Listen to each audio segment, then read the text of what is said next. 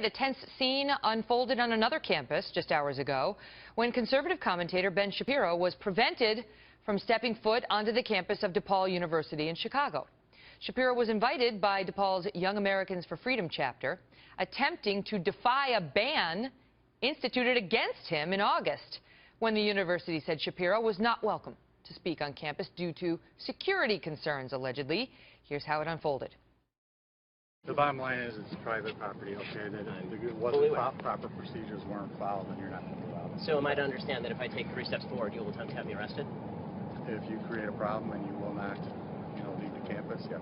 Okay, so just to be clear, if I attempt to enter that hall right there and sit down just to listen to somebody speak, or if I attempt to ask a question or to engage in free speech, you will have me arrested. At this point, yes, sir. I'm also glad that in a city, I mean, clearly you have great security. I'm glad in a city that has some 4,000 shootings to this date, you have 30 members of security just for a 5'9", 165 Jewish guy. Wow. Joining me now in a Kelly File exclusive, Ben Shapiro, editor-in-chief of the Daily Wire. Here we go again, Ben. Here we go again. It's incredible how, time after time, these college campuses won't even let you speak because you get shouted down by intolerant people when you try to go, and then they say it's a security concern.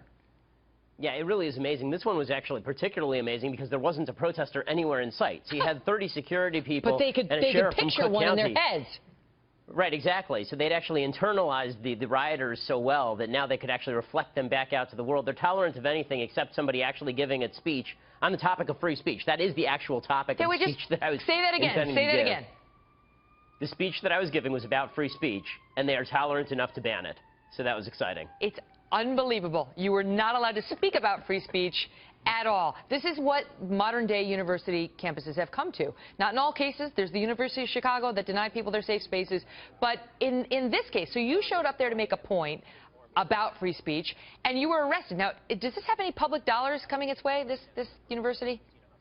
I don't know. It's a private university, which is why I didn't actually just attempt to walk right past security. If it's a public university, then I would have done so under my First Amendment rights. It's a private university. So once they'd made clear that I would be arrested if I took 2 steps forward, then what I did instead is Christina Hoff Sommers, who joined me at this lecture, she actually Skyped me into the lecture hall, and then we told everybody in the lecture hall to get up and walk out, and we all walked over to a theater that was about 3 blocks away and did the event anyway.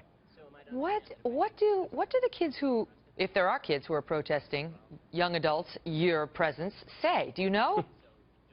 Well, I think that they're just offended by anybody who has a differing point of view. I'm speaking tomorrow at University of Wisconsin in Madison, and one of the key reasons that they're protesting me, apparently the big protests are planned, is because I'm pro-Trump, which is weird since I wasn't. So they're just making things up. Yeah, exactly. Right, exactly. And then they will let controversial figures from the left come and speak. It's just not somebody who's got strong views from the right. We've seen it so many times. Ben, good for you for trying. Thanks for being here. Thanks a lot. Remember that old First Amendment chestnut? The answer to speech you do not like is not less speech, it's more speech. It's like an important principle.